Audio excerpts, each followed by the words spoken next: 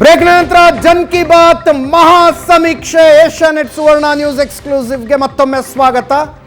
ತುಂಬ ಹೊತ್ತು ಕಾಯಿಸೋದಿಲ್ಲ, ನಂಬರ್ಗಳನ್ನು ಕೊಡುವಂತಹ ಸಮಯ. ಆರಂಭದಿಂದ 2 ಸಲ ಹೇಳಿದೆ, 6 ವಲಯಗಳಾಗಿ ವಿಂಗಡಿಸಿಕೊಂಡು ರಾಜ್ಯ ರಾಜಕಾರಣವನ್ನು ನೋಡಲಾಗುತ್ತೆ. ನಾವು ಸರ್ವೆ ಕೂಡ ಹಾಗೆ ಮಾಡಿದ್ದೀವಿ. ಇವತ್ತಿನ ಸರ್ವೆಯ ಆರಂಭವನ್ನು ಹಳೆ ಮೈಸೂರಿನಿಂದ ಮಾಡ್ತಾ ಇದ್ದೀವಿ. ಹಳೆ ಮೈಸೂರಿನಿಂದ ಇವತ್ತಿನ ಸರ್ವೆಯ ಆರಂಭವನ್ನು ಮಾಡ್ತಾ ಇದ್ದೀವಿ. ಬ್ರೇಕ್ಗಿಂತ ಮುಂಚೆ ಪ್ರದೀಪ್ ಭಂಡಾರಿ ಅವರು ಹೇಳ್ತಾ ಇದ್ರು, 80 ಜನರ ತಂಡ ರಾಜ್ಯದಾದ್ಯಂತ ಪ್ರವಾಸ ಮಾಡಿದೆ. ಸ್ವತಃ ಪ್ರದೀಪ್ ಭಂಡಾರಿ ಅವರೇ ರಾಜ್ಯ ಸುತ್ತಿ ಬಂದಿದ್ದಾರೆ. ಅವರು ಒಂದಷ್ಟು ಸಂಖ್ಯೆಗಳನ್ನು ಪ್ರಿಡಿಕ್ಟ್ ಮಾಡ್ತಾರೆ. ಹಳೆ ಮೈಸೂರು 57 ವಿಧಾನಸಭಾ ಕ್ಷೇತ್ರಗಳನ್ನು ಹೊಂದಿದೆ. 57 ವಿಧಾನಸಭಾ ಕ್ಷೇತ್ರವನ್ನು ಹೊಂದಿರುವಂತಹ ಹಳೆ ಮೈಸೂರು ಜಿಲ್ಲೆಗಳ ಸಂಖ್ಯೆ ಜಿಲ್ಲೆಗಳ ಪಟ್ಟಿ ಕೂಡ ನಮ್ಮ ಎದುರಿಗೆ ಬರುತ್ತೆ. ಹಳೆ ಮೈಸೂರಿನ ಬಗ್ಗೆ ಒಂದು ಜನರಲ್ ಒಪಿನಿಯನ್ ನಾನು ತಗೊಳ್ತೀನಿ. ಪ್ರಶಾಂತ್ ಮತ್ತು ಉಳಿದ ಎಲ್ಲ ನಮ್ಮ ಪೊಲಿಟಿಕಲ್ ಅನಲಿಸ್ಟ್ಗಳಿಂದ, ಪ್ರದೀಪ್ भंडारी साहब, old Mysore Vokkaliga dominant area है, बीजेपी के लिए कुछ खास नहीं निकल रहा है वहाँ से. BJP is making its own efforts. Basically two way fight होता है कांग्रेस और जेडीएस के बीच में. इस बार मैं ये कह सकता हूं कि हम नंबर्स रिलीज करें ओल्ड मैसूर उसके पहले कि ओल्ड मैसूर के अंदर क्या जेडीएस जिस तरीके से उसने 2018 के अंदर स्वीप किया था ओल्ड मैसूर का रीजन, क्या वो उस रीजन को स्वीप कर पाएगी कि नहीं कर पाएगी. yes. ये है. और कई जगह ऐसा भी हो सकता है जी कि अगर बीजेपी को ज्यादा वोकलिगा वोट मिल जाए तो उसका नुकसान ज्यादा जेडीएस को होगा, ना कि कांग्रेस का, क्योंकि कांग्रेस को उतना ज्यादा वोकलिगा वोट वैसे भी नहीं मिलता है. सो इस बार देखना यह होगा कि क्या कांग्रेस स्वीप करती है हले मैसूर का रीजन, क्या जेडीएस स्वीप कर पाती है, या एक नेक एंड नेक फाइट देखने को मिल रही है. क्योंकि अगर कांग्रेस को पावर में आना है तो इसको लिटरली इस रीजन को स्वीप करना होगा. एक रीजन जरूर होगा, ऐसा होना जरूरी है अगर कांग्रेस को पावर में आना है कि उसको एक रीजन को स्वीप करना होगा, विच मींस एटलीस्ट 70% से ज्यादा सीट्स उस रीजन के अंदर वो लेके आए. तो मेरे लिए ओल्ड मैसूर का रीजन बहुत इंपॉर्टेंट है, मेरे लिए बेलगावी डिस्ट्रिक्ट बहुत इंपॉर्टेंट है, और मेरे लिए साथ में बेंगलुरु का जो रीजन वो बहुत इंपॉर्टेंट, क्योंकि ज्यादा सीट्स कॉन्स्टिट्यूट करते हैं. ರವೀಂದ್ರ ರೇಷ್ಮೆ ಸರ್, ಹಳೆ ಮೈಸೂರಿನಲ್ಲಿ 2018ಕ್ಕೆ ಹೋಲಿಸಿದ್ರೆ ಈ ಸಲ ಏನು ರಾಜಕೀಯವಾಗಿ ಅಜಗಜಾಂತರ ವ್ಯತ್ಯಾಸ ಆಗಿದೆ ಅನ್ನೋ ಥರದ್ದು ಏನಾದರೂ? 2018 ಮತ್ತು 2023 ಒಂದು ಸಮಾನ ಅಂಶ ಅಂದರೆ 2018ರಲ್ಲಿ ಅವತ್ತಿನ ಮುಖ್ಯಮಂತ್ರಿ ಸಿದ್ದರಾಮಯ್ಯನವರು 6 ತಿಂಗಳು ಮುಂಚೆನೆ ಎಲ್ಲ ಸರ್ಕಾರಿ ಯಂತ್ರ ಸಮೇತ ಜನಾಶೀರ್ವಾದ ಯಾತ್ರೆ ಅಂತ ಅಕ್ಟೋಬರ್ನಿಂದ ಮಾರ್ಚ್ವರೆಗೂ ಮಾಡ್ತಾ ಬಂದಿದ್ರು. ಇವತ್ತು ಅಷ್ಟೇ ನಮ್ಮ ಮುಖ್ಯಮಂತ್ರಿಗಳು ಬೊಮ್ಮಾಯಿಯವರು ಜನಸಂಕಲ್ಪ ಯಾತ್ರೆ ಅಂತ ಅವರು ನವೆಂಬರ್ನಿಂದನೇ ಶುರು ಮಾಡ್ಕೊಂಡ್ಬಿಟ್ಟು ಈ ತನಕ ಯಾತ್ರೆ ಮಾಡ್ಕೊಂಡು ಬಂದರು. ಇವ್ರು 119 ಸೀಟ್ ಇತ್ತು, ಅವ್ರಿಗೆ 122 ಇದ್ದಿದ್ದು 130 ಮಾಡ್ಕೊಂಡಿದ್ರು ಸಿದ್ದರಾಮಯ್ಯ. ಅನಾವಶ್ಯಕವಾಗಿ 7 ಜನ JDS ಪಕ್ಷಾಂತರ ಮಾಡಿಸ್ಬಿಟ್ಟು JDS ಮತದಾರರ ನಿಷ್ಠುರವನ್ನು ತಾವೇ ಆಹ್ವಾನಿಸ್ಕೊಂಡ್ಬಿಟ್ರು ಸಿದ್ದರಾಮಯ್ಯ. ಅದರ ಪರಿಣಾಮ ಏನಾಯಿತು? ಒಬ್ಬ ಯತೀಂದ್ರ, ಒಬ್ಬ ತನ್ವೀರ್ ಸೇಠು, ಶೃಂಗೇರಿನಲ್ಲಿ ಒಬ್ಬ ರಾಜೇಗೌಡ ಬಿಟ್ಟರೆ ಎಲ್ಲ ಕಡೆ ಸೋತೋಗ್ಬಿಟ್ರು. ಕಾಂಗ್ರೆಸ್ ಪೂರ್ತಿ ವಾಶ್ಔಟ್ ಆಯ್ತು, ಎಕ್ಸೆಪ್ಟ್ ಈ ಕನಕಪುರ ಬಿಡಿ, ಕನಕಪುರ ಎಕ್ಸಂಪ್ಷನ್, ಅದು ಆಲ್ ಟೈಮ್ ಅದೊಂದು ಭದ್ರಕೋಟೆ. ಅದು ಬಿಟ್ಬಿಟ್ರೆ ಉಳಿದ ಕಡೆ ಎಲ್ಲ ಕಾಂಗ್ರೆಸ್ ಸೋತೋಗ್ಬಿಡ್ತು. ಮುಖ್ಯವಾದ ವ್ಯತ್ಯಾಸ ಅಂತಂದ್ರೆ ಸ್ವತಃ ಸಿದ್ದರಾಮಯ್ಯನವರು ಆದಿಯಾಗಿ ಅವ್ರ ಮಗ ಗೆದ್ರು ಕೂಡ ಸಿದ್ದರಾಮಯ್ಯ ಸೋತೋಗ್ಬಿಟ್ರು, ಘೋರವಾಗಿ ಸೋತರು. ಅವತ್ತು ನಾನು ನಿಮ್ಮ ಜೊತೆನೇ ಇದ್ದೆ. ಅವ್ರ ಸಿದ್ದರಾಮಯ್ಯರ ಸೋಲಿನ ವಿವರಗಳು ಬರ್ತಾ ಇದ್ದಾಗ GT ದೇವೇಗೌಡರು ನಿಮಗೆ ಲೈವ್ ಬಂದರು, ಅವ್ರು ಪ್ರತಿಕ್ರಿಯೆ ಕೊಟ್ಟರು. ಈಗೇನಾಗಿದೆ ಅಂತಂದರೆ ಈಗಲೂ ಪ್ರಭುತ್ವ ವಿರೋಧಿ ಎಲೆ ಇದೆ. ಇವರು ಜನಸಂಕಲ್ಪ ಯಾತ್ರೆ ಮಾಡಿದ್ರು ಕೂಡ ಜನಸಂಕಲ್ಪ ಯಾತ್ರೆಯಲ್ಲಿ ಕೂಡ ಜನಸ್ಪಂದನ ನಾವು ನಿರೀಕ್ಷೆ ರೀತಿಯಲ್ಲಿ ಇರಲಿಲ್ಲ. ಅವ್ರಿಗೆ ಅನೇಕ ಸಾರಿ ಜನಕ್ಕೆ ಕಾಯ್ತಾ ಇದ್ರು. ನನಗೆ ಇವತ್ತಿಗೂ ಗೊತ್ತೇ, ಬಳ್ಳಾರಿ, ರಾಯಚೂರು ಜಿಲ್ಲೆಗಳ ಅನೇಕ ಕಡೆ ಮುಖ್ಯಮಂತ್ರಿಗಳು ಹೋದಾಗ ಸಭೆಯಲ್ಲಿ ಜನ ಏನಂತ ಸ್ವಲ್ಪ ಕಾಯಬೇಕಾಗಿ ಬಂತು. ಸೊ ಅದೇ ವಾತಾವರಣ ಇದೆ. ಅದರಿಂದ ಆದರೆ ಒಂದು ಫ್ಯಾಕ್ಟರ್, ನೀವು 2008, 2013, 2018 ಮಾತ್ರ ನಾವು ಚರ್ಚೆ ಮಾಡ್ತೀವಿ ಹೊರತು 2014, 2019 ಲೋಕಸಭಾ ಚುನಾವಣೆ the major invisible factor is Modi factor. Since 2004 to 2014 Lok Sabha election, Karnataka voter has consistently voted BJP because of Modi. ಆ ಮೋದಿ ಫ್ಯಾಕ್ಟ್ರಿ ಎಷ್ಟರ ಮಟ್ಟಿಗೆ ಬಲಿಷ್ಠವಾಗಿದೆ. ಯಾಕಂದರೆ 2019 ಇದೇ ಮೊದಲ ಬಾರಿಗೆ ಹಳೆ ಮೈಸೂರಿನಲ್ಲಿ ಕೂಡ ಇದು ಕನಕಪುರ ಮತ್ತು ಹಾಸನ ಬಿಟ್ಟರೆ ಉಳಿದ ಎಲ್ಲ ಕಡೆ ಬಿಜೆಪಿ ತನ್ನ ಧ್ವಜವನ್ನು ಹಾರಿಸ್ಬಿಡ್ತು. ಕರ್ನಾಟಕದ ಮತದಾರ ಲೋಕಸಭಾ ಚುನಾವಣೆ ಯಾವುದು, ವಿಧಾನಸಭಾ ಚುನಾವಣೆ ಯಾವುದು ಡಿಫ್ರೆನ್ಶಿಯೇಟ್ ಮಾಡ್ತಾನೆ. ಶಂಕರ್ ಶೆಟ್ರೆ, ಆ್ಯಕ್ಚುಲಿ ನಿಮ್ಮ ರೀಜನ್ ವೈಸ್ ನೋಡಿದರೆ ಹಳೆ ಮೈಸೂರು ಭಾಗ ವೆರಿ ಕ್ರೂಷಿಯಲ್ ಏರಿಯಾ. ಯಾಕಂದರೆ ಮೇಜರ್ 4 CM ಕಂಟೆಂಡರ್ಸ್ ಇದರಲ್ಲಿ 3 ಜನ ಹಳೆ ಮೈಸೂರಲ್ಲಿ ಬರ್ತಾರೆ. ಈಗ ಆಲ್ಮೋಸ್ಟ್ ಗೊತ್ತಿರೋದಂದರೆ, ಈಗ ನೀವು who is the best candidate for CM ಅಂತ ನೀವು ಸರ್ವೆ ಮಾಡಿದರೆ ಫಸ್ಟ್ ಹೆಸರು ಬರೋದು 4 ಹೆಸರು. ಯಾವುದಾದ್ರೆ ಒಂದು ಸಿದ್ದರಾಮಯ್ಯ, ಕುಮಾರಸ್ವಾಮಿ, ಬೊಮ್ಮಾಯಿ ಆ್ಯಂಡ್ DK ಶಿವಕುಮಾರ್ ಅಂತ. ಇದರಲ್ಲಿ 3 ಜನ ಇದೇ ಭಾಗದಲ್ಲಿ ಕಂಟೆಸ್ಟ್ ಮಾಡ್ತಾ ಇದ್ದಾರೆ. ಮತ್ತು ಫಾರ್ ದಿ ಸೇಕ್ ಇದು ಏನು ಗೊತ್ತಾ, ಡೂ ಆರ್ ಡೈ ಅವ್ರ sailor Singh for the JDS and the Congress. ಯಾಕಂದ್ರೆ JDSಗೆ ಇಲ್ಲಿ ತಾನೊಂದು ಕಿಂಗ್ ಮೇಕರ್ ಅಥವಾ ಕಿಂಗ್ ಆಗಬೇಕಾದ್ರೆ ಅವರಿಗೆ ಇಲ್ಲಿ ಮಿನಿಮಮ್ ಒಂದು 40% ಸ್ಟ್ರೈಕ್ ರೇಟ್ ಇರಲೇಬೇಕು.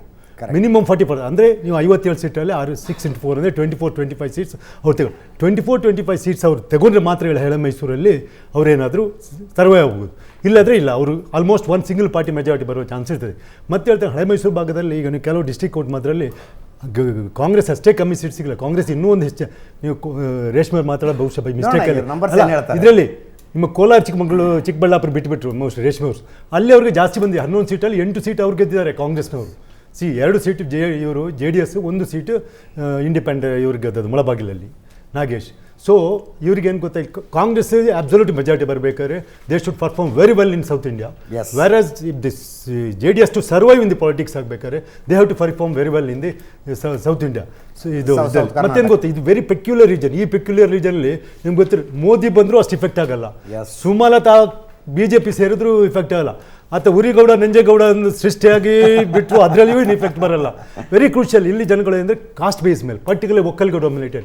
ಒಕ್ಕಲಿಗಾಸ್ what they decide do or die with ಹಳೆ ಮೈಸೂರಿನ ಸಂಖ್ಯೆ ಒಂದು ಕೊಡೋಣ, ಆಮೇಲೆ ಚರ್ಚೆ ಮಾಡೋಣ ನಾವು. ಹಳೆ ಮೈಸೂರು 57 ವಿಧಾನಸಭಾ ಕ್ಷೇತ್ರಗಳ ಪೈಕಿ ಈ ಸಲ ಯಾವ್ಯಾವ ಪಕ್ಷಗಳಿಗೆ ಎಷ್ಟೆಷ್ಟು? 57 ವಿಧಾನಸಭಾ ಕ್ಷೇತ್ರಗಳು ಯಾರಿಗೆ ಎಷ್ಟೆಷ್ಟು? ಜನ್ ಕಿ ಬಾತ್ ಸರ್ವೆನಲ್ಲಿ ಜನಾಭಿಪ್ರಾಯ ಏನು ಬಂದಿದೆ? ತುಂಬ ಹೊತ್ತು ಕಾಯಿಸೋದಿಲ್ಲ, ಸಂಖ್ಯೆಗಳನ್ನು ಕೊಡ್ತೀವಿ. ಬಿಜೆಪಿ, ಕಾಂಗ್ರೆಸ್, JDS ಮತ್ತು ಇತರೆ ಯಾರ್ಯಾರಿಗೆ ಎಷ್ಟೆಷ್ಟು? ಕಳೆದ ಸಲ JDS ಪ್ರಾಬಲ್ಯ ಮೆರೆದಿತ್ತು, ಈ ಸಲ ಅದು ಕಂಟಿನ್ಯೂ ಆಗುತ್ತಾ ಇಲ್ಲ? ಚರ್ಚೆಯಲ್ಲಿ ನಾನು ಹೇಳ್ತಾ ಇದ್ದೆ, ನೇರ ಹಣಾಹಣಿ. ಕಾಂಗ್ರೆಸ್ JDS ಬಹುತೇಕ ಕ್ಷೇತ್ರಗಳು.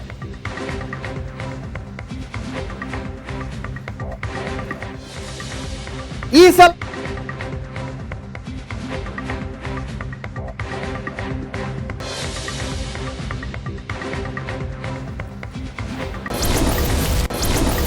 ಒಂಬತ್ತು ಜಿಲ್ಲೆಗಳನ್ನು ಸೇರಿಸಿ ಹಳೆ ಮೈಸೂರು ಅಂತ ಕರಿತೀವಿ. 9 ಜಿಲ್ಲೆಗಳಲ್ಲಿ 57 ವಿಧಾನಸಭಾ ಕ್ಷೇತ್ರಗಳು. ಮೈಸೂರು, ಮಂಡ್ಯ, ರಾಮನಗರ, ಚಾಮರಾಜನಗರ, ಕೊಡಗು, ಹಾಸನ, ಕೋಲಾರ, ಚಿಕ್ಕಬಳ್ಳಾಪುರ ಮತ್ತು ತುಮಕೂರು ಸೇರಿಸಿ ಹಳೆ ಮೈಸೂರು ಭಾಗ ಅಂತ ಕರಿತೀವಿ. ಒಟ್ಟು 57 ವಿಧಾನಸಭಾ ಕ್ಷೇತ್ರ.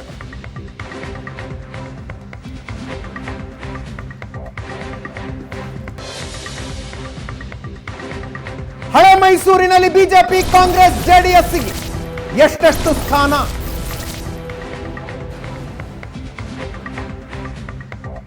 ಸ್ವಂತ ಬಲದ ಮೇಲೆ ಅಧಿಕಾರಕ್ಕೆ ಬರಬೇಕು ಅಂದರೆ ಬಿಜೆಪಿ ಹಳೆ ಮೈಸೂರಿನಲ್ಲಿ ಕಳೆದ ಸಲಕ್ಕಿಂತ ಹೆಚ್ಚು ಸ್ಥಾನಗಳನ್ನು ಗೆಲ್ಲಲೇಬೇಕು. ಇಲ್ಲದೆ ಹೋದ್ರೆ ಮೆಜಾರಿಟಿ ಪಡೆಯುವ ಬಿಜೆಪಿಯ ಕನಸು ಈಡೇರುವುದಿಲ್ಲ. ಅದೇ ಕಾರಣಕ್ಕೆ ಹಳೆ ಮೈಸೂರು ಭಾಗದ ಮೇಲೆ ಸ್ಪೆಷಲ್ ಸ್ಟ್ರೆಸ್ ಕೊಟ್ಟಿದೆ ಬಿಜೆಪಿ. ಸ್ವತಃ ಮೋದಿ, ಅಮಿತ್ ಶಾ ಹಲವು ಬಾರಿ ಪ್ರವಾಸ ಮಾಡಿದ್ದಾರೆ, ಕಾರ್ಯಕ್ರಮಗಳನ್ನು ಮಾಡಿದ್ದಾರೆ. ಇಂಪ್ಯಾಕ್ಟ್ ಏನಾಗಿದೆ?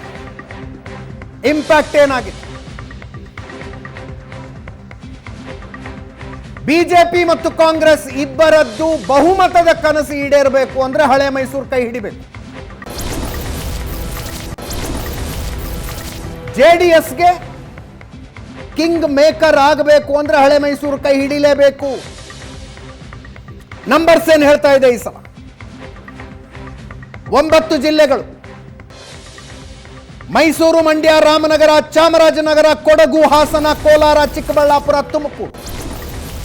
ಈ 9 ಜಿಲ್ಲೆಗಳ 57 ಕ್ಷೇತ್ರಗಳಿಗೆ ನಡೆದಿರುವಂತಹ ಮಹಾಸಮೀಕ್ಷೆ, ಜನ್ ಕಿ ಬಾತ್ ಮಹಾಸಮೀಕ್ಷೆ, ಏಷ್ಯಾನೆಟ್ ಸುವರ್ಣ ನ್ಯೂಸ್ ಎಕ್ಸ್ಕ್ಲೂಸಿವ್. ಸಂಖ್ಯೆಗಳನ್ನು ಹೇಳುವ ಸಮಯ. ಮೊಟ್ಟ ಮೊದಲ ಸಂಖ್ಯೆ ನಮ್ಮ ಸ್ಕ್ರೀನ್ ಮೇಲೆ ಬರ್ತಾ ಇದೆ. ಹಳೆ ಮೈಸೂರಿನಲ್ಲಿ ಈ ಸಲ ಬಿಜೆಪಿ 12, ಕಾಂಗ್ರೆಸ್ 23, JDS 22, ಇತರೆ 0. ಈ ಸಂಖ್ಯೆಗಳನ್ನ ರೀಜನ್ ವೈಸ್ ಕೊಡುವ ಸಂಖ್ಯೆಗಳನ್ನ +or-3 ಅಂತ ಕರಿತೀವಿ ನಾವು. +or-3, 3 ಹೆಚ್ಚು 3 ಕಡಿಮೆ. ಬಿಜೆಪಿ 12, ಕಾಂಗ್ರೆಸ್ 23, ಜೆಡಿಎಸ್ 22, ಇತರೆ 0 ±3. ಅದೊಂದು ಸ್ಪೇಸ್ ಇಟ್ಕೊಳ್ಳುತ್ತೆ ಸರ್ವೆ ಯಾವಾಗಲೂ. 3 ಹೆಚ್ಚು 3 ಕಡಿಮೆ. ಇದು ಜನ್ ಕಿ ಬಾತ್ ಮಹಾ ಸಮೀಕ್ಷೆ, ಏಷ್ಯಾನೆಟ್ ಸುವರ್ಣ ನ್ಯೂಸ್ ಎಕ್ಸ್ಕ್ಲೂಸಿವ್, ಹಳೆ ಮೈಸೂರಿಗೆ ಸಂಬಂಧಿಸಿದಂತೆ. ಈ ಸಂಖ್ಯೆಗಳ ಸರಿಯಾಗಿ ಅರ್ಥ ಆಗಬೇಕಂದ್ರೆ ಒಂದ್ಸಲ ನೀವು 2018ರ ರಿಸಲ್ಟ್ ಅನ್ನು ನೋಡಬೇಕು. 2018ರಲ್ಲಿ ಏನಾಗಿತ್ತು ಅನ್ನೋದನ್ನು ನೋಡಿದ್ರೆ ಲಾಭ ಯಾರಿಗೆ, ನಷ್ಟ ಯಾರಿಗೆ ಗೊತ್ತಾಗತ್ತೆ, ಪ್ಲಸ್ ಯಾರು ಮೈನಸ್ ಯಾರು ಗೊತ್ತಾಗತ್ತೆ. 2018ಕ್ಕೆ ಕಂಪೇರ್ ಮಾಡಿದ್ರೆ ಬಿಜೆಪಿ 11 ಸ್ಥಾನದಲ್ಲಿ ಗೆದ್ದಿತ್ತು. ಈ ಸಲ 1 ಜಾಸ್ತಿ ಆಗಬಹುದು, 12 ±3 ಅಂತ ಓದಿಕೊಳ್ಳಿ. ±3. ಬಿಜೆಪಿ 11 ಸ್ಥಾನದಲ್ಲಿ ಗೆದ್ದಿತ್ತು, ಈ ಸಲ 12ಕ್ಕೆ ಏರಬಹುದು. ಕಾಂಗ್ರೆಸ್ನ ಪರ್ಫಾರ್ಮೆನ್ಸ್ ಹಳೆ ಮೈಸೂರಿನಲ್ಲಿ ಇಂಪ್ರೂವ್ ಆಗುತ್ತೆ. ಕಳೆದ ಸಲ 17ರಲ್ಲಿ ಗೆದ್ದಿದ್ರು, ಈ ಸಲ ಆ ಸಂಖ್ಯೆ 23ಕ್ಕೆ ಏರಬಹುದು.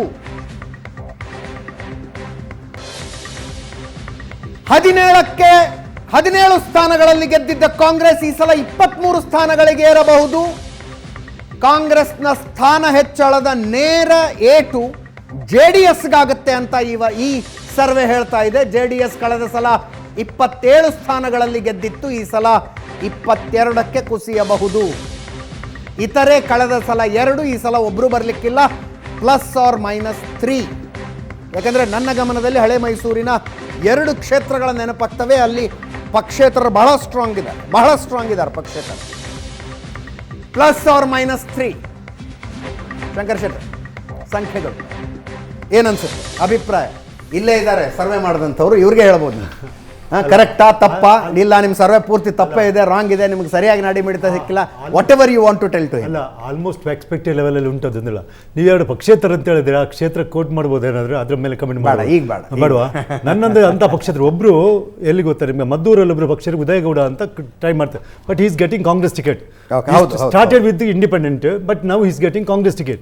So he will fight with JDS ಅಲ್ಲಿ, ಆ ಕ್ಷೇತ್ರದಲ್ಲಿ ಆಲ್ಮೋಸ್ಟ್ ಇದು ಉಂಟು. ಆ್ಯಕ್ಚುಲಿ ಸ್ವಲ್ಪ ಈ JDS ಇಲ್ಲಿ ಲೂಸ್ ಆಗ್ತಾ ಉಂಟು. ಆದರೂ ನಾನು ಹೇಳಿದಾಗೆ ನೋಡಿ, ನಿಯರ್ಲಿ ಅವ್ರು 40% ಸ್ಟ್ರೈಕ್ ರೇಟ್ ಇರಲೇಬೇಕಂದ್ರೆ 20 ಬರಬೇಕು, 22. ಇನ್ನು ಅದು ಟಚ್ ಆಗ್ಬಹುದು, ಅಥವಾ ಒಂದು 2 ಸೀಟ್ ಚೆಕ್ ಕಡಿಮೆ, ನೀವು ಹೇಳಿದಾಗೆ ಆ ಕಡೆ ಈ ಕಡೆ. But 22 very safe. JDS ಇಲ್ಲಿ 22 ಬಂದರೆ they may survive in this selection, king maker ಆಗ್ಬೋದು. ಯಾಕಂದ್ರೆ ಅದೊಂದು ಇಟ್ ಮೇ ಕ್ರಾಸ್ 30. ಮುಂದಿನ ಕೆಲವು 8 ಕ್ಷೇತ್ರ ಬೇರೆ ಕಡೆ ಗೊತ್ತಾಗ್ತಲ್ಲ ಎಂಡಿಗೆ. ಅಲ್ಲ, ಎಕ್ಸ್ಪೆಕ್ಟ್ ಇಲ್ಲ. ಕಾಂಗ್ರೆಸ್ಸಿಗೆ 7 ಸೀಟ್ಸ್ ಗೇನ್ ಆಗ್ತಾ ಉಂಟಲ್ಲ, 6 ಸೀಟ್ಸ್ ಏನೋ ಗೇನ್ 17 23 ಬರ್ತಿದ್ದಾರೆ. 6 ಸೀಟ್ಸ್ ಗೇನ್ ಉಂಟು, 30s. ಬಟ್ ಅವರು ಇನ್ನೂ ಜಾಸ್ತಿ ಗೇನ್ ಮಾಡಬೇಕು, ಅಬ್ಸಲ್ಯೂಟ್ ಮೆಜಾರಿಟಿ ಬರಬೇಕಾದ್ರೆ ಆ 6 ಸೀಟ್ಸ್ ಗೇನ್ ಸಾಕಾಗಲ್ಲ ಅಂತ ಹೇಳಿದೆ. ಬಟ್ BJPಗೆ ಇಷ್ಟು ಮೇಂಟೈನ್ ಮಾಡಿದ್ರು ಸಾಕಿಲ್ಲ, ಇದಕ್ಕೆ ಜಾಸ್ತಿ ಎಕ್ಸ್ಪೆಕ್ಟ್ ಮಾಡುವಾಗಿಲ್ಲ. ಅವರಿಗೆ ಗ್ಯಾರಂಟಿ ಇರುವ ಸೀಟ್ ಅಂದರೆ ಒಂದು ಕೂರ್ಗಿದೆ 2 ಸೀಟ್, ಮತ್ತೊಂದು ಈಗ ನನ್ನ ಲೆಕ್ಕಲ್ಲಿ ಮತ್ತು ಹಾಸನದಲ್ಲಿ ಬರ್ಬೋದು, ಹಾಸನದಲ್ಲಿ ಒಂದು, ಚಾಮರಾಜನಗರದಲ್ಲಿ ಒಂದು ಬಂದಿತ್ತು, ಈ ಸಲ ಒಂದು 2 ಬರ್ಬೋದು. ಸಿಟಿಯೊಳಗೆ ಒಂದು, ಮೈಸೂರು ಸಿಟಿಯಲ್ಲಿ, ಮತ್ತು ಇಲ್ಲೊಂದು ಚಿಕ್ಕಬಳ್ಳಾಪುರ ಒಂದು ಬರ್ಬೋದು. ಮತ್ತು ಅವರಿಗೊಂದು ಗ್ಯಾರಂಟಿ ಬರುವ ಸೀಟುಗಳು ಎಲ್ಲಿ ಕಾಣೋದಿಲ್ಲ ನನಗೆ. ಸೊ 11 ಅವರು ನೀವು ಅಚೀವ್ ಮಾಡಿದರೆ, 12 ಅವರು ಅಚೀವ್ ಮಾಡಿದರೆ, ದಟ್ ವೆರಿ ಗುಡ್ ಪರ್ಫಾರ್ಮೆನ್ಸ್ ಅಂತ ಹೇಳ್ಬೋದು. ನೋಡಿ, 12ರ ಲೆಕ್ಕದಲ್ಲಿ ಮುನಿರತ್ನ, 12ರ ಲೆಕ್ಕದಲ್ಲಿ ಮುನಿರತ್ನ, ಗೋಪಾಲಯ್ಯ, ಬೈರತಿ ಬಸವರಾಜ, ಸುಧಾಕರ್ ಇರಲಿಲ್ಲ. ಬೆಂಗಳೂರು ಸಿಟಿ ಅಲ್ಲ, ಹಳೆ ಮೈಸೂರು. ಬೆಂಗಳೂರು ಬಿಟ್ಟ, ಇದು ಬೆಂಗಳೂರು ಬಿಟ್ಟು ತುಮಕೂರು ಸೇರಿದೆ ಅಲ್ವಾ? ಹೌದು, ತುಮಕೂರು ತುಮಕೂರೇ 4 ಸೀಟ್ ಬರ್ಬೋದು. 12 ಬರೋದ್ರಲ್ಲಿ ಆಶ್ಚರ್ಯ ಇಲ್ಲ. ಎಸ್, ಬೆಂಗಳೂರು ಗ್ರಾಮಾಂತರ, ಈ ಚಿಕ್ಕಬಳ್ಳಾಪುರದಲ್ಲಿ ಸುಧಾಕರ್ದೊಂದು ಸೀಟ್ ಬಿಟ್ಟರೆ ಬೇರೆ ಎಲ್ಲೂ ಅವ್ರಿಗೆ ಖಚಿತವಾದ ಗೆಲುವು ಎಲ್ಲೂ ಕಾಣಿಸ್ತಾ ಇಲ್ಲ. ಕೋಲಾರದಲ್ಲೂ ಅಷ್ಟೇ. ಕೋಲಾರ ಏನಾಯಿತು ಅಂದರೆ 2 ಪರಸ್ಪರ ಶತ್ರುಭಾವದ ಮೈತ್ರಿಕೂಟದ ಪಕ್ಷಗಳು ಒಬ್ಬರನ್ನೊಬ್ಬರು ಸೋಲಿಸಿದ್ರಿಂದ BJP ಲೋಕಸಭಾ ಮೆಂಬರ್ ಗೆದ್ದು ಬಿಟ್ರು, ಅವ್ರನ್ನ ಕಾಂಗ್ರೆಸ್ನವ್ರಿಗೆ ಗೆಲ್ಲಿಸಿದ್ರು. ಬಟ್ ಅದರ ಪರಿಣಾಮ ಕೋಲಾರದ ಕಾಂಗ್ರೆಸ್ನ ಒಳಜಗಳಕ್ಕೆ ಕಾರಣವಾಗಿದೆ. ಕರೆಕ್ಟ್. ಕೋಲಾರದಲ್ಲಿ ನಮ್ಮ ನಿರೀಕ್ಷಿತ ಫಲಿತಾಂಶ ಬರದೇ ಹೋಗ್ಬೋದು ಕಾಂಗ್ರೆಸ್ಗೆ. ಅವ್ರು ತುಂಬ ಮಹತ್ವಾಕಾಂಕ್ಷಿ ಆಗಿದ್ರು. ಸಿದ್ದರಾಮಯ್ಯನವರು ಹಿಂದೇಟು ಹಾಕಿದ್ರು, ಮೊದಲು ಧೈರ್ಯವಾಗಿ ನುಗ್ಗಿದ್ರು, ಆಮೇಲೆ ಮತ್ತೆ ಹಿಂದೇಟು ಹಾಕಿದ್ರು, ಮೀನಾಮೇಷ ಎಣಿಸ್ತಾ ಇದ್ದಾರೆ. ಸೊ ಕೋಲಾರದ ಬಗ್ಗೆ ಮಾತ್ರ what would Pradeep say? Lot of internal bickering within Kolar. देखिए, मैं कंसेप्ट बताता हूँ जो यहाँ पे ग्राउंड पे देखने को मिल रहा है. जो वोकलिगा वोट्स है, जितना पिछली बार वोकलिगास ने जेडीएस को वोट डाला था, उससे आज की तारीख में कल वोकलिगा वोट्स जेडीएस को की तरफ ट्रेंड जा रहा है। इसका कारण यह है कि जो फर्स्ट टाइम और सेकंड टाइम वोटर है वोकलिगा के अंदर, वो थोड़ा बीजेपी की तरफ because of prime minister Narendra Modi shift होता हुआ दिख रहा है। तो जहां पे young Vokkaligas first time and second time, third time की बात नहीं कर रहा हूं, first time and second time Vokkaligas की बात कर रहा हूं। तो जिस सीट्स के ऊपर कांग्रेस और जेडीएस के बीच में मार्जिन, थिन मार्जिन चल रही है, तो वहां पे कांग्रेस को एडवांटेज हो जाता है, बिकॉज ये जो यंग वोकलिगास है ये जेडीएस बीजेपी की तरफ जा रहा है। बट बिकॉज बीजेपी का ओल्ड मैसूर के अंदर इतना स्ट्रॉन्ग कैंडिडेट बेस नहीं है, तो वो सीट्स इतनी ज्यादा कन्वर्ट करते हुए नहीं दिख रही आज की तारीख के अंदर। That's an observation. Pradeep Bhandari ಅವರು ಹೇಳ್ತಾ ಇದ್ದಾರೆ, ಒಕ್ಕಲಿಗ ಡಾಮಿನೆಂಟ್ ಕ್ಷೇತ್ರಗಳಲ್ಲಿ ಮೊದಲ ಸಲ ಎರಡನೇ ಸಲ ವೋಟ್ ಮಾಡುವಂತಹ ಯುವ ಒಕ್ಕಲಿಗರ ಪೈಕಿ ಅನೇಕರು ಮೋದಿಯ ಸೆಳೆತಕ್ಕೊಳಗಾಗಿದ್ದಾರೆ.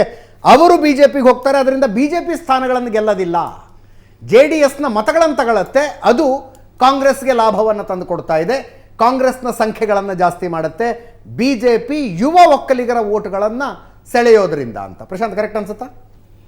ಅದೇ ನೋಡಿ, ನನಗನ್ಸುತ್ತೆ ಎಲ್ಲೆಲ್ಲಿ ಬಿ ಜೆ ಪಿ ನಗರ ಭಾಗದಲ್ಲಿದೆ, ಫಾರ್ ಎಕ್ಸಾಂಪಲ್ ಈಗ ತುಮಕೂರಿನ ಭಾಗದಲ್ಲಿ ಒಂದಿಷ್ಟು ಒಕ್ಕಲಿಗ ಯುವ ಮತದಾರರ ಮತಗಳು ಬಿ ಜೆ ಪಿಗೆ ಬರ್ಬೋದು. ಆದರೆ ಬೈ ಆ್ಯಂಡ್ ಲಾರ್ಜ್ ಗ್ರಾಮೀಣ ಕ್ಷೇತ್ರಗಳಲ್ಲಿ ಯುವ ಒಕ್ಕಲಿಗರ ಮತಗಳು ಕೂಡ ಜೆ ಡಿ ಎಸ್ಗೆ.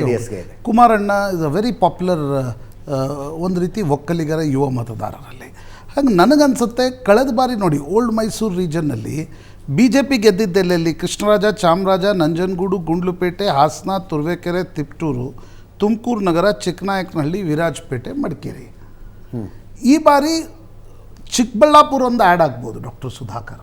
ಆದರೆ 2019ರಲ್ಲಿ ಬಿ ಜೆ ಪಿ ಏನು ಲೋಕಸಭಾ ಚುನಾವಣೆಯಲ್ಲಿ ಜಯ ಗಳಿಸಿತ್ತು, 14ರಲ್ಲಿ ಮೋದಿ ಅಲೆ ಇದ್ದಾಗಲೂ ಕೂಡ ಮೈಸೂರು ಕರ್ನಾಟಕದಲ್ಲಿ ದೊಡ್ಡ ಮಟ್ಟದಲ್ಲಿ ಏನು ಡೆಂಟ್ ಮಾಡಲಿಕ್ಕೆ ಸಾಧ್ಯ ಆಗಿರಲಿಲ್ಲ. ಕಳೆದ ಸಲ ಎಡ್ಜ್ ಕೊಟ್ಟಿದ್ದು ಮೈತ್ರಿ ಬೇಸಿಕಲಿ. ಕಾಂಗ್ರೆಸ್ ಮತ್ತು ಜೆ ಡಿ ಎಸ್ ಒಟ್ಟಾಗಿ ಸ್ಪರ್ಧಿಸಿದ್ರಿಂದ ಬಿ ಜೆ ಪಿಗೆ ಒಂದು ಎಡ್ಜ್ ಸಿಕ್ಕಿತ್ತು. ಮತ್ತು ಒಕ್ಕಲಿಗರ ನೋಡಿ ಅವ್ರದ್ದೊಂದು ಕನ್ಸಿಸ್ಟೆಂಟ್ಲಿ ನೀವು ಅವ್ರ ಮತಗಳ ಪ್ಯಾಟರ್ನನ್ನು ಗಮನಿಸಿದಾಗ ಬೆಂಗಳೂರು ನಗರ ಭಾಗದಲ್ಲಿ ಒಕ್ಕಲಿಗರು ಬಿ ಜೆ ಪಿ ಜೊತೆಗಿರ್ತಾರೆ, ಆದರೆ ಗ್ರಾಮೀಣ ಭಾಗದಲ್ಲಿ ಅವರು ಹೆಚ್ಚು ಜೆ ಡಿ ಎಸ್ ಜೊತೆ ಕಾಣಿಸ್ಕೊಳ್ತಾರೆ. ಕಳೆದ ಬಾರಿ ಲೋಕಸಭಾ ಚುನಾವಣೆಯಲ್ಲಿ ನಾನಾ ರೀತಿಯ ಟ್ರೆಂಡ್ನ ಕಾರಣದಿಂದ ಎಲ್ಲಿ ಕಾಂಗ್ರೆಸ್ ಇತ್ತು ಅಲ್ಲಿ ಒಕ್ಕಲಿಗರು ಬಿ ಜೆ ಪಿ ಹತ್ತ ಶಿಫ್ಟ್ ಆಗಿದ್ರು, ಎಲ್ಲಿ ಜೆ ಡಿ ಎಸ್ ಅಭ್ಯರ್ಥಿ ಇದ್ದರು ಅಲ್ಲಿ ಕುರುಬರು ಮೈಸೂರು ಕರ್ನಾಟಕ ಭಾಗದಲ್ಲಿ ಬಿ ಜೆ ಪಿ ಹತ್ತ ಶಿಫ್ಟ್ ಆಗಿದ್ರು. ನನಗನ್ಸುತ್ತೆ ವಿಧಾನಸಭಾ ಚುನಾವಣೆಯಲ್ಲಿ ಆ ಟ್ರೆಂಡ್ ಇರೋಲ್ಲ. ಕರೆಕ್ಟ್. ಯಾಕೆ ಬಿ ಜೆ ಪಿ ಲಿಂಗಾಯತರ ಮತಗಳು ಕೂಡ ಮೈಸೂರು ಕರ್ನಾಟಕ ಭಾಗದಲ್ಲಿ ನಾವು ಒಕ್ಕಲಿಗರ ಮತಗಳನ್ನು ಚರ್ಚೆ ಮಾಡ್ತೀವಿ, ಲಿಂಗಾಯತರ ಮತಗಳು ಯಡಿಯೂರಪ್ಪನವರ ನಾಯಕತ್ವ ಇದ್ದಾಗ ಬಿ ಜೆ ಪಿ ಹೆಚ್ಚಾಗಿ ಪಡೆಯುತ್ತೆ. ಈಗ ಚಾಮರಾಜನಗರದಲ್ಲಿ ಫಾರ್ ಎಕ್ಸಾಂಪಲ್ ಇನ್ನೊಂದು ಅಡಿಷನಲ್ ಸೀಟ್ ಗೆಲ್ಲಬೇಕಾದ್ರೆ ಲಿಂಗಾಯತರ ಮತಗಳು ಇಂಟ್ಯಾಕ್ಟ್ ಆಗಿರಬೇಕಾಗಿರ್ತಕ್ಕಂಥದ್ದಿದೆ. ಅಲ್ಲೇ ಡಿವಿಷನ್ ಆದರೆ ಅದು ಕಾಂಗ್ರೆಸ್ಗೂ ಕೂಡ ಚಾಮರಾಜನಗರದಲ್ಲಿ ಲಾಭ ಆಗ್ಬೋದು. ಇನ್ನೊಂದು ನನಗನ್ಸ್ತಕ್ಕಂಥದ್ದು ಮೈಸೂರು ಕರ್ನಾಟಕದಲ್ಲಿ ಜೆ ಡಿ ಎಸ್ ಎಷ್ಟು ಕಳ್ಕೊಳ್ಳುತ್ತೆ ಅದು ಕಾಂಗ್ರೆಸ್ಗೆ ಲಾಭ ಆಗುತ್ತೆ. Correct correct that is showing here. B J P ಏನು ಕಳ್ಕೊಳ್ಳುತ್ತೆ ಅದು ಕಾಂಗ್ರೆಸ್ಗೆ ಲಾಭವಾಗುತ್ತೆ. ಒಂದು ವೇಳೆ ಕಾಂಗ್ರೆಸ್ ಕರ್ನಾಟಕದಲ್ಲಿ 2013ರ ಸ್ಥಿತಿಗೆ ಮರಳಬೇಕಾದ್ರೆ ಮೈಸೂರು ಕರ್ನಾಟಕ ಭಾಗದಲ್ಲಿ ಜೆ ಡಿ ಎಸ್ನ ಸೀಟ್ಗಳನ್ನು ತೆಗೆದುಕೊಳ್ಬೇಕು. ಅದು ವೋಟ್ಗಳನ್ನು ಯಾರು ತೆಗೆದುಕೊಳ್ಳುತ್ತೆ ಅಂತಕ್ಕಂಥದ್ದು ನಾವು ನೋಡಬೇಕಾಗತ್ತೆ. ಸೀಟ್ಗಳನ್ನು ಮರಳಿ ತೆಗೆದುಕೊಂಡ್ರೆ ಮಾತ್ರ ಕಾಂಗ್ರೆಸ್ ಕರ್ನಾಟಕದಲ್ಲಿ ಒಂದು ಕಂಫರ್ಟೇಬಲ್ ಪೊಸಿಷನ್ ಬರುತ್ತೆ ಅಂತ ಅನಿಸುತ್ತೆ. ಕಾಂಗ್ರೆಸ್ನ ದೃಷ್ಟಿಯಿಂದ ತುಂಬ ಕ್ರೂಷಿಯಲ್ ಇರ್ತಕ್ಕಂಥದ್ದು Mysuru Karnataka region. D K ಶಿವಕುಮಾರನ್ನು ಕೊನೆಗೆ ಅಧ್ಯಕ್ಷ ಮಾಡಿದ್ದು ಯಾಕೆ? ನೀವು ಜೆ ಡಿ ಎಸ್ ಅನ್ನು ಡೆಂಟ್ ಮಾಡೋದು ಅಂತಂದರೆ ದಟ್ ಈಸ್ ಅಡ್ವಾಂಟೇಜ್ ಕಾಂಗ್ರೆಸ್, ಅದೇನು ಬಿ ಜೆ ಪಿಗೆ ಅಡ್ವಾಂಟೇಜ್ ಆಗಲ್ಲ. ಕರೆಕ್ಟ್. ಮತಗಳ ಪ್ರಮಾಣದಲ್ಲಿ ನರೇಂದ್ರ ಮೋದಿ ಅವರು ಮಂಡ್ಯಕ್ಕೆ ಹೋದ್ರು ಒಂದಿಷ್ಟು ಮತಗಳು ಜಾಸ್ತಿ ಬರ್ಬೋದು, ಸೀಟ್ಗಳಾಗೋದಿಲ್ಲ.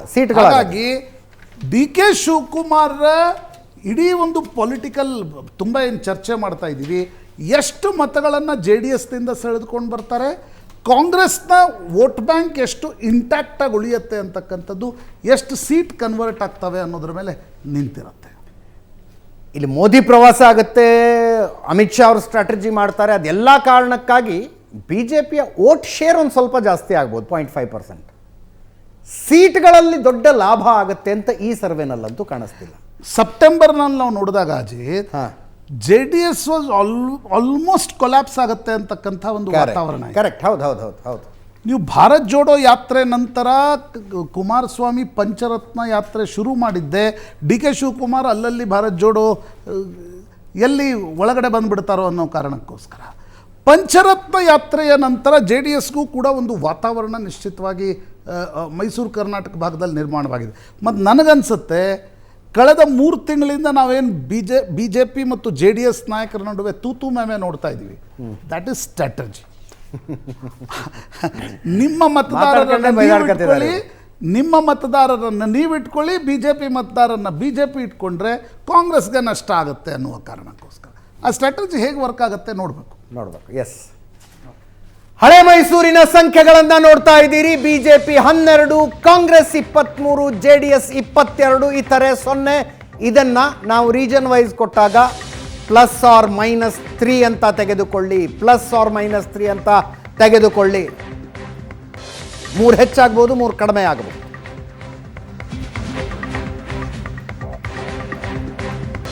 फैक्टर्स क्या है ओल्ड मैसूर में? Caste is the only factor and the biggest factor. देखिए अजीत जी, जो सबसे बड़ा जो फैक्टर ओल्ड मैसूर के अंदर इस वक्त है वो है कास्ट.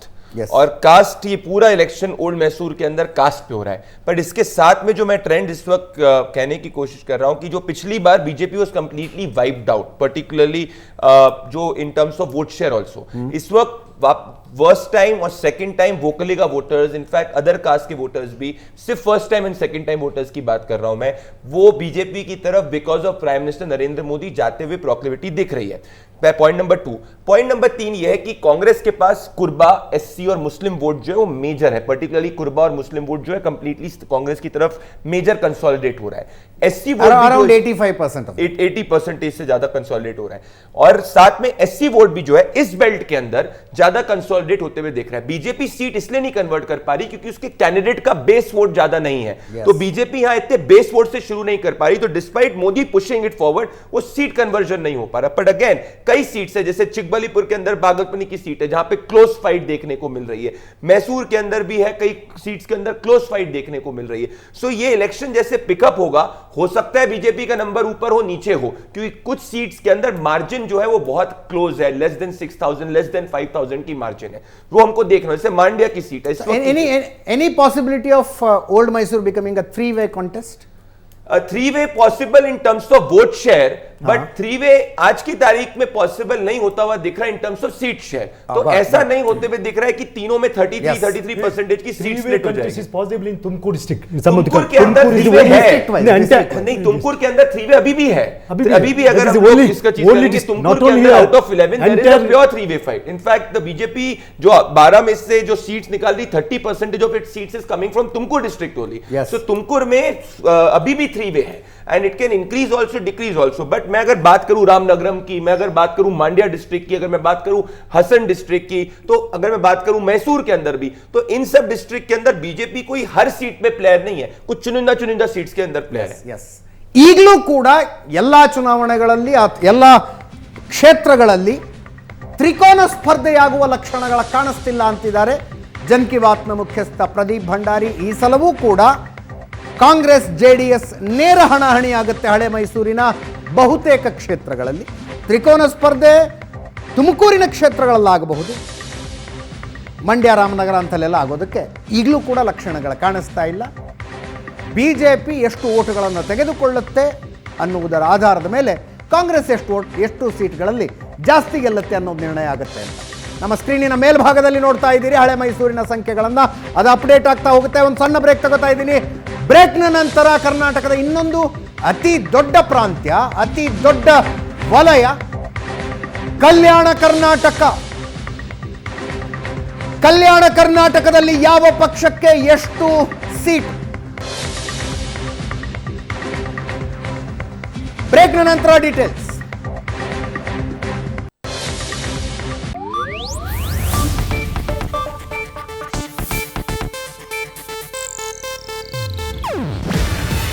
ಇದು ಏಷ್ಯಾನೆಟ್ ನ್ಯೂಸ್ ನೆಟ್ವರ್ಕ್ ಪ್ರಸ್ತುತಿ. ನೀವು ನೋಡ್ತಿದ್ದೀರಾ ಏಷ್ಯಾನೆಟ್ ಸುವರ್ಣ ನ್ಯೂಸ್.